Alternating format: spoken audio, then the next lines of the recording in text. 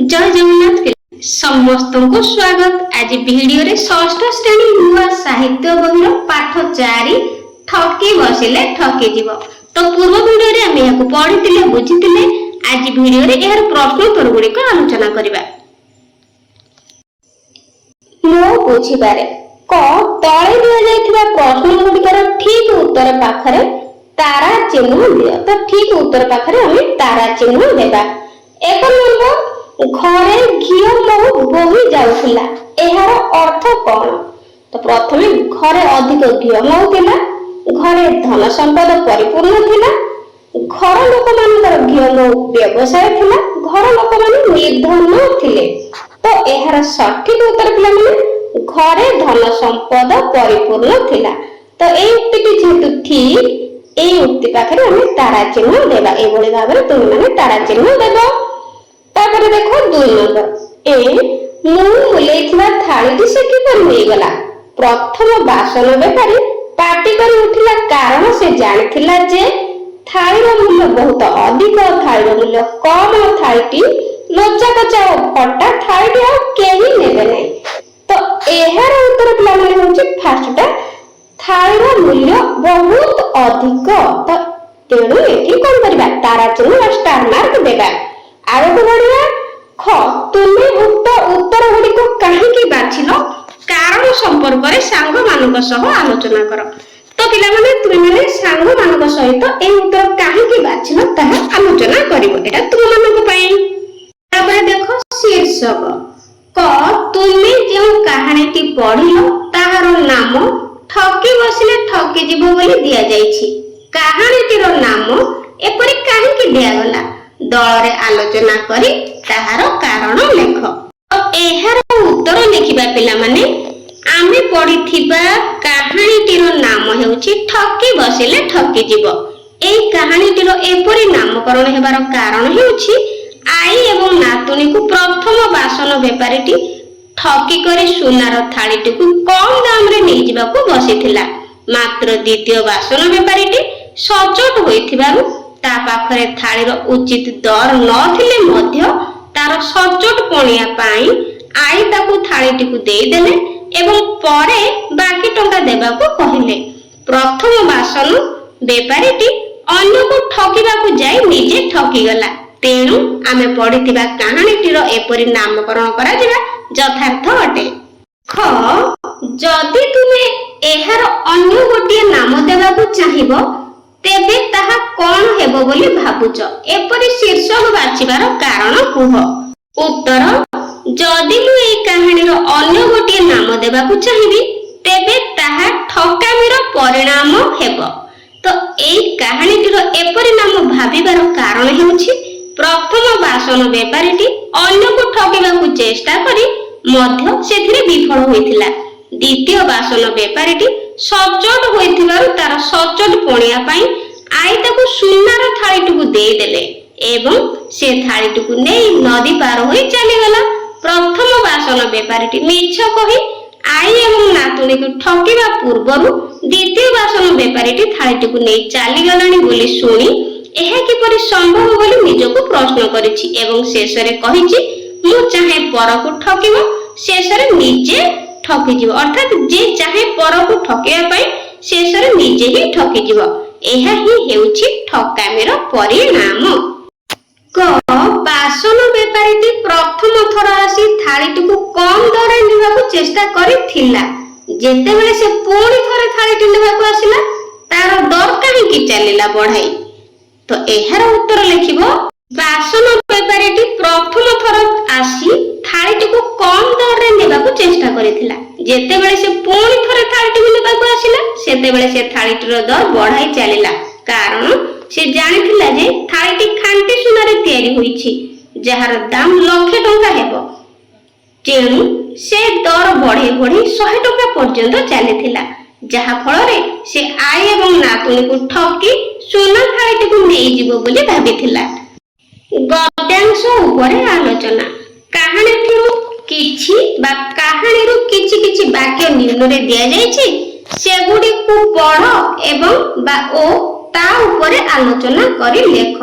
प्रथमे से माने सुना थाली रे खाउथिले ଏହାର ଉତ୍ତର ଲେଖିବ ପିଲାମାନେ। ଗୋଟିଏ ଗାଁରେ ଆଈ ନାତୁଣୀ ହୋଇ 2 ଜଣ ଥାନ୍ତି। ସେମାନେ ଆଗରୁ ବଡ଼ ଧନୀ ଥିଲେ। ବେପାର ବାଣିଜ୍ୟ କରି ବୁଢ଼ୀର ପୁଅ ମାନେ କୋଟି କୋଟି ଟଙ୍କା ରୋଜଗାର କରୁଥିଲେ। ଧନ ସମ୍ପତ୍ତିର ଅଭାବ ନଥିବାରୁ ସେମାନେ ସୁନା ଥାଳିରେ ଖାଉଥିଲେ, ଅର୍ଥାତ୍ ବହୁତ ଧନୀ ଥିଲେ। ତାପରେ ହେ ଏଇଟା ଗୋଟେ ଚିଜରେ ଚିଜ, ୟାକୁ ପୁଣି ମୁଲେଇବି। ଏହାର ଉତ୍ତର ଲେଖିବ ପିଲାମାନେ। ବାସନ ବାଲାର ଡାକ ଶୁଣି ଆଈ ନାତୁଣୀ ତାକୁ ଘରକୁ ଡାକିଲେ। ବୁଢ଼ୀ ବାସନ ବାଲା ହାତକୁ ଫଟା ଥାଳିଟି ବଢେଇ ଦେଇ କହିଲା, ବାପ ଏ ଖଣ୍ଡକ ତ କାମରେ ଲାଗୁନାହିଁ, ତମେ ପୁରୁଣା ବାସନ ଦାମରେ କିଣିନିଅ।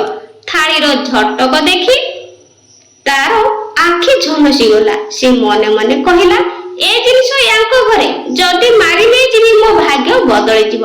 ଏହା ଭାବି ସେ କହିଲା, ହେ ଏଇଟା ଗୋଟେ ଚିଜରେ ଚିଜ, ୟାକୁ ପୁଣି ମୁଲେଇବି। ଟଙ୍କାଏ ମଶାଏ ହେଲେ ବେଶୀ ହୋଇଗଲା। ବାପ ତୁମେ ଯେଉଁ ଶତ ପଦକ କହିଲ ସେ ପଦକ ଲକ୍ଷେ। ତ ଏହାର ଉତ୍ତର ଲେଖିବ। ଦ୍ୱିତୀୟ ବାସନ ବେପାରୀର ଡାକ ଶୁଣି ଆଈ ନାତୁଣୀ ତାକୁ ମଧ୍ୟ ଥାଳିଟିଏ ଦେଖାଇଲେ। ସେ ଥାଳିଟି ପରୀକ୍ଷା କରି କହିଲା, ମାଉସୀ ଏ ଚିଜ କିଣିବାକୁ ମୋ ପାଖରେ ଧନ ନାହିଁ। ଧନ କାହିଁ ବା ନାହିଁ? ତ ବୁଢ଼ୀ ଆଶ୍ଚର୍ଯ୍ୟ ହୋଇ ଏହା କି ଚିଜ ବୋଲି ପଚାରିବାରୁ ବାସନ ବେପାରୀଟି ଏହା ଖାଣ୍ଟି ସୁନା ଖଣ୍ଡେ ବୋଲି କହିଲା। ଏହା କେଉଁଠୁ ଆସିଲା ବୋଲି ପଚାରିବାରୁ ଆଈ କଣ ଗଲା ନା ଗଲା ଦିନର କଥା ବା ବିତି ଯାଇଥିବା କଥା କହିଲା। ସବୁ ଶୁଣି ବେପାରୀ ଆଖିରୁ ଲୁହ ଝରି ପଡିଲା। ସେ ଯିବାକୁ ଉଠିବାରୁ ବୁଢ଼ୀ ତା ହାତ ଧରି ପକେଇ କହିଲା, ବାପ ତୁମେ ଯେଉଁ ଶତ ପଦକ କହିଲ ସେ ପଦକ ଲକ୍ଷେ। ଯେତିକି ପାରୁଛ ସେତିକି ଦେଇ ତୁମେ ଥାଳି ନେଇଯାଅ। ବୁଢ଼ୀର କଥା ଶୁଣି ବେପାରୀ ଆଖିରୁ ଲୁହ ଝରି ପଡିଲା। ତ ଏହାର ଉତ୍ତର ଲେଖିବ। ଦ୍ୱିତୀୟ ବାସନ ବେପାରୀର ଡାକ ଶୁଣି ଆଈ ନାତୁଣୀ ତାକୁ ମଧ୍ୟ ଥାଳିଟିକୁ ଦେଖାଇଲେ। ସେ ଥାଳିଟି ପରୀକ୍ଷା କରି କହିଲା, ମାଉସୀ ଏ ଚିଜ କିଣିବାକୁ ମୋ ପାଖରେ ଧନ କାହିଁ? ବୁଢ଼ୀ ଆଶ୍ଚର୍ଯ୍ୟ ହୋଇ ଏହା କି ଚିଜ ବୋଲି ପଚାରିବାରୁ ବାସନ ବେପାରୀଟି ଏହା ଖାଣ୍ଟି ସୁନା ଖଣ୍ଡେ ବୋଲି କହିଲା। ଏହା କେଉଁଠୁ ଆସିଲା ବୋଲି ପଚାରିବାରୁ ଆଈ ଗଲା ଦିନର କଥା ବା ବିତି ଯାଇଥିବା କଥା କହିଲା। ସବୁ ଶୁଣି ବେପାରୀ ଆଖିରୁ ଲୁହ ଝରି ପଡିଲା। ପଡ଼ିଶା ଲୋକ ଏ ଦର ହଙ୍କା ହଙ୍କିର ଅର୍ଥ ବୁଝିପାରିଲେ ନାହିଁ। ଉତ୍ତର। ଦ୍ୱିତୀୟ ବାସନ ବେପାରୀଟି ଥାଳିଟିକୁ ନେଇ ଚାଲିଯିବା ପରେ ଚୋଠା ବେପାରୀ ଜଣକ ପୁଣି ଥରେ ସେଇ ସାହିକୁ ଆସିଲା। ବୁଢ଼ୀ ଦୁଆରେ ପହଞ୍ଚି ଥାଳିଟି ଦେବା ପାଇଁ କହିବାରୁ ବୁଢ଼ୀ କହିଲା, ତୁମେ ତ ଜମା ଟଙ୍କେ ମସେ ଦେବାକୁ କହିଲ। ବେପାରୀ ଜଣକ ଦର ହାଙ୍କି 100 ଟଙ୍କା ପର୍ଯ୍ୟନ୍ତ ବଢିଗଲା। ପଡ଼ିଶା ଲୋକ ଏ ଦର ହଙ୍କା ହଙ୍କିର ଅର୍ଥ ବୁଝିପାରିଲେ ନାହିଁ। ତାପରେ ଦେଖୁ ପିଲାମାନେ, ଚିନ୍ତା କରିବା। କାହାଣୀଟିକୁ ପୁଣି ଥରେ ପଢ। ନିମ୍ନରେ ଦିଆଯାଇଥିବା ବାକ୍ୟ ଗୁଡ଼ିକୁ ବୁଝି ଲେଖ। ଆଈ ନାତୁଣୀ ବସି ଗଲା କଥା ଭାବୁଛନ୍ତି। ବୁଢ଼ୀ ଏଥର ତାର ଗଲା ଦିନର କଥା କହିଗଲା। ସବୁ ଶୁଣି ସାରି ବେପାରୀ ଆଖିରୁ ଲୁହ ଝରି ପଡିଲା। ଏଥିରୁ ଜଣାଗଲା ଯେ ଆଈ ନାତୁଣୀ ଦୁଃଖରେ ଥିଲେ। ବାସନ ବେପାରୀ ମଧ୍ୟ ସେମାନଙ୍କ କଥା ଶୁଣି ଦୁଃଖ ଅନୁଭବ କଲା। ତ ତୁମେ କୁହ, ଆଈ ନାତୁଣୀଙ୍କ ଦୁଃଖ ଅନୁଭବ ଏବଂ ବାସନ ବେପାରୀର ଦୁଃଖ ମଧ୍ୟରେ ପାର୍ଥକ୍ୟ କଣ? ତ ଏହାର ଉତ୍ତର ଲେଖିବା ପିଲାମାନେ। ଉତ୍ତର। ଆଈ ନାତୁଣୀ ଏବଂ ବାସନ ବେପାରୀଙ୍କ ଦୁଃଖ ଅନୁଭବ ମଧ୍ୟରେ ଏକ ମୌଳିକ ପାର୍ଥକ୍ୟ ରହିଛି। ପ୍ରଥମେ ଆଈ ନାତୁଣୀଙ୍କ ଦୁଃଖ। ସେମାନଙ୍କ ଦୁଃଖ ହେଉଛି ନିଜସ୍ୱ ଦୁଃଖ। ସେମାନେ ନିଜ ଦୁଃଖଦ ଅତୀତ ବା ଗଲା ଦିନର କଷ୍ଟକର କଥା ମନେ ପକାଇ ମନ ଦୁଃଖ କରୁଛନ୍ତି। ଏହା ସେମାନଙ୍କ ନିଜ ଜୀବନର ଅଭାବ ଓ ଅସୁବିଧାରୁ ସୃଷ୍ଟି ହୋଇଛି। ବାସନ ବେପାରୀର ଦୁଃଖ। ବାସନ ବେପାରୀର ଦୁଃଖ ହେଉଛି ପର ଦୁଃଖରେ ଦୁଃଖୀ ହେବା ବା ସହାନୁଭୂତି। ତାର ନିଜର ବ୍ୟକ୍ତିଗତ କ୍ଷତି ହୋଇନାହିଁ, କିନ୍ତୁ ଆଈ ନାତୁଣୀଙ୍କ କଷ୍ଟଦାୟକ କାହାଣୀ ଶୁଣି ସେ ମର୍ମାହିତ ହୋଇଛି। ତା ଆଖିରୁ ଲୁହ ଝରି ପଡିବା ଦର୍ଶାଏ ଯେ ସେ ଜଣେ ସମ୍ବେଦନଶୀଳ ବ୍ୟକ୍ତି ଏବଂ ସେ ଅନ୍ୟର ଦୁଃଖକୁ ନିଜର ଦୁଃଖ ବୋଲି ଅନୁଭବ କରିପାରୁଛି। ତାପରେ ଦିନଚର୍ଯ୍ୟା କ। କାହାଣୀଟି ପଢି ତୁମେ ଆଈ ନାତୁଣୀଙ୍କ ଦିନ କିପରି କଷ୍ଟରେ କଟୁଥିଲା ସେ ବିଷୟରେ ଜାଣିପାରିଲ ନା ନାହିଁ? ଜାଣିପାରିଲ ନିଶ୍ଚିତ ଭାବରେ। ସେଇଭଳି ବିଭିନ୍ନ ଗରିବ ଅସହାୟ ଲୋକଙ୍କ ଜୀବନ କିପରି ବିତୁଥିବ ତାହା ଅନୁମାନ କରିପାରୁଥିବ। ଏହିଭଳି ଜଣେ ବ୍ୟକ୍ତିଙ୍କ ଦିନଚର୍ଯ୍ୟା ବିଷୟରେ चिंता करके एठी लिखिबो जो आउ जने कोन गरीबों दिनचर्या। तो घरे तुम्हें सकाळ उठी शोइबा जाए किपरि दिन बिताओ ताहा खातारे लेख। तो पिला माने एठी निजर कोन दिन किपरि तुम्हें बिताओ दिन गुडिक तो से गुडिक लिखिया पई कहिछु। मु एठी गोटे हिंट्स देइछि, तुम माने एहाकु मध्ये लिखि परिबो। उत्तर मु प्रतिदिन सकाळ 6टा रे शय्या त्याग करे, नित्यकर्म सारी प्रार्थना और स्वल्प व्यायाम करे, सकाळ 7टा रु 9टा जाए पाठ पढे, तापर गाधोई खाई सारिबा परे स्कूल को जाए। स्कूल ले सांग मानक सह पढ़ा पढ़ी और खेल कूद रे दिनटी बीती जाए। संध्या बेले घर को फेरी किछि समय खेले और परे गृह पाठ सारे, राति रे परिवार सह खाइबा परे प्राय 10टा समय रे सोइबा को जाए। तो पिला माने मु एठी एमे लिखिछि, तुमे माने आउ किछि मते निज मन को ऐड करि परिबो। बुझि पारिलो? तापर देखो कहानी रो रचना शैली। क उक्त कहानी रो केउ कथाटी तुमको पसंद लागिला ताहा सांग मानक सह आलोचना करि लेखो। तो पिला माने तुम मानक जे कथाटी बेसी भलो लागिछि, पसंद लागिछि, सेही कथाटी तुम माने कोन करियो सांग मानक सहित आलोचना करिवो। तुम मानक श्रेणी कक्ष रे घरे पढ़िथिबा कहानीटी तुमको काहेकि भलो लागिला ताहा दल रे आलोचना करो। तो एगुडी को मध्ये तुम माने कोन करिवो श्रेणी गृह रे बा क्लास रे आलोचना करिवो सांग साथी मानक सहित। तापर देखो रूढ़ी परे कहानी रु बाछि किछि रूढ़ी तळे दिया जाइछि। सेगुडी कहला पालरे पकाइबा, खांटी सुना, आखि झलसिबा, दर हांकिबा, कथा पदक, लक्ष्य इत्यादि। कहानी रे एगुडी को किपरि व्यवहार होइछि लक्ष्य करो। तो आमे पढिले घरे रूढ़ी गुडी को व्यवहार करी निज मनरु वाक्य लिख। तो देखो एई रूढ़ी गुडी को आमे व्यवहार करी के कोन करबा वाक्य लिखिबा। सेगुडी को कोन रूढ़ी ना पालरे पकाइबा, खांटी सुना, आखि झलसिबा, दर हांकिबा, कथा पदक, लक्ष्य। तो एई रूढ़ी गुडी को लेके आमे वाक्य गठन करबा। एहार उत्तर लिखिबो। पिला माने प्रथम अछि कोन ना फांगरे पकाइबा बा पालरे पकाइबा मध्ये तुम माने कहि परिबो, बा फांगरे पकाइबा बा कौशल रे धरिबा बा फसाइबा मध्ये एगुडी को रूढ़ी हेबो। तो एहार उत्तर लिखि दबो। ठक माने निरीह लोकन को मिछ फांगरे पकांती बा मिछ कोन पालरे पकांती हैला, पालरे पकांती। तबे खांटी सुना अर्थात अति भलो बा निर्मल। आम गाँर मधु जेठी जने खांटी सुना परे मनुष्य थिले बा मनुष्य। तबे आखि झलसिबा चमकी पड़िबा बा आश्चर्य हेबा। बाहाघरर साजसज्जा और आलोक माला देखि मो आखि झलसी गला। तापरे दर हाकिबा मूल्य बढ़ाई कहिबा। बाजार रे बेपारी माने पनिपरिबार बहुत दर हांकती। तापरे कथा पदक लक्ष्य अर्थात अल्प कथार गुरुत्व बेसी। बड़ मानकर उपदेश छोट हेले मध्ये सेही कथा पदक लक्ष्य टंकार काम करे। तापरे पिला माने कहानी रो चरित्र ठकी बसिले ठकी जीव। कहानी रे 4टी चरित्र अछंती।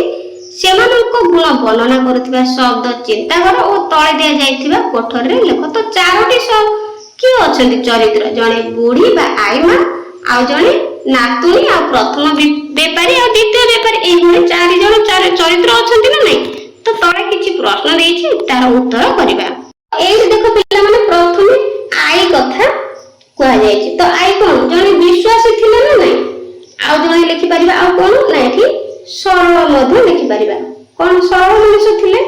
आ कोन ना स्नेही मध्ये थिले। स्नेही थिले ना नै, स्नेही लिखि परिबा। आ कोन लिखि परिबा ना दयाळु मध्ये लिखि परिबा। कोन दयाळु। आई रो सरिला। तापरे आगु को जिबा। एठी अछि नातुनी रो। तो नातुनी मध्ये कि प्रकृति रो थिले। प्रथमे दे दैछि निरीह, ता सहित दयाळु मध्ये थिले। कोन दयाळु। तो आउ कोन थिले ना परोपकारी मध्ये थिले। परोपकारी हैला। आउ कोन थिले ना गेल्ही नातुनी हैला। कोन गेल्ही, गेल्ही मध्ये लिखि परिबो। तापर आसिला प्रथम बासन बेपारी। तो एठी गोटे दे दैछि चोठा हैला। तो सेही भଳି कोन लिखि परिबा एठी ठक लिखि परिबा। कोन ठक ए भितरे लिखिबो हैला।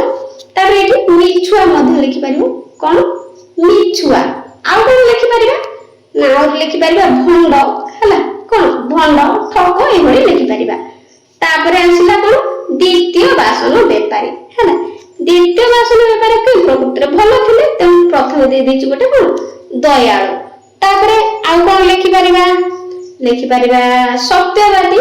କଣ? ସତ୍ୟବାଦୀ ହେଲା, ସତ୍ୟବାଦୀ ଲେଖିପାରିବ। ଆଉ କଣ ଲେଖିପାରିବ? ସଚ୍ଚୋଟ ଲେଖିପାରିବ, ସଚ୍ଚୋଟ ହେଲା, ସଚ୍ଚୋଟ। ଆଉ କଣ ଲେଖିପାରିବ? କଣ ଲେଖିପାରିବ ନା ହୃଦୟବାନ ଲେଖିପାରିବ ମଧ୍ୟ, ହୃଦୟବାନ ହେଲା, ଏଭଳି ଭାବରେ ଲେଖିଦବ। ତାପରେ ଦେଖ ଉପରେ ଲେଖାଥିବା ଶବ୍ଦ ଗୁଡିକ ଜଣଙ୍କର ବିଶେଷତା ଅର୍ଥାତ୍ ଗୁଣ ଓ ଅବସ୍ଥା ବର୍ଣ୍ଣନା କରିବାକୁ ବ୍ୟବହାର କରାଯାଇଛି। ତ କୌଣସି ବ୍ୟକ୍ତିର ଗୁଣ ଅବସ୍ଥା ବା ବିଶେଷତାକୁ କଣ କରୁଛି? ବ୍ୟବହାର କରାଯାଇଛି। ତ ଏହାକୁ ବିଶେଷଣ କୁହାଯାଏ। ତ ପିଲାମାନେ ବିଶେଷଣ କାହାକୁ କୁହାଯାଏ? ନା ବିଶେଷକୁ ଯିଏ ବିଶେଷିତ କରୁଥାଏ ବା ଅତିରଞ୍ଜିତ କରୁଥାଏ ହେଲା, ବା କଣ ଅତିରଞ୍ଜିତ, ଅତିରଞ୍ଜିତ। ଯେମିତି ଉଦାହରଣ ରାମ ଗୋଟିଏ ପିଲା। ତ ଏଠି କଣ ପିଲା? ତ ରାମ ଗୋଟିଏ ଭଲ ପିଲା। ରାମ କିଭଳି ପିଲା? ନା ଭଲ। ଏଇ ଯୋଉ ଭଲ ହେଇଯିବ କଣ ଅତିରଞ୍ଜିତ ବା ଅଧିକ କରୁଛି, ତା ଗୁଣକୁ କଣ କରୁଛି? ବିଶେଷିତ କରୁଛି। ତେଣୁ ସେଇଆକୁ ବା ସେଇ ପଦକୁ କଣ କୁହାଯାଏ? ବିଶେଷଣ ହେଲା। ତ ଏଇଭଳି ବୁଝିବ। ପ୍ରଶ୍ନ ଉତ୍ତର ଗୁଡିକ କେମିତି ଲାଗିଲା କମେଣ୍ଟରେ ନିଶ୍ଚିତ ଜଣେଇବ ହେଲା। ତ ମୋର ସେକେଣ୍ଡ ଚ୍ୟାନେଲ ଯାହାକି ସୁଜାତା ହେଲା, ସୁଜାତା ଏଜୁକେସନ ଅଛି, ଏଜୁକେସନ, ସେ ଚ୍ୟାନେଲକୁ ଯାଇ ଭିଜିଟ କରିବ। ସେଠି ସମସ୍ତ ପ୍ରକାର ସ୍ପିଚ, ଏସେ ହେଲା, ସବୁ ପ୍ରକାର ଭିडियो ମିଳିବ ଏଜୁକେସନାଲ। ତ ସେ ଚ୍ୟାନେଲକୁ ଯାଇକି ଲାଇକ୍, ସେୟାର ଆଉ ସବସ୍କ୍ରାଇବ କରିବ ଆଉ କମେଣ୍ଟରେ ତୁମର ନାମ ମତେ ଜଣେଇବ ହେଲା। ଆଜି ପାଇଁ ରହୁଛି, ଥ୍ୟାଙ୍କ ୟୁ।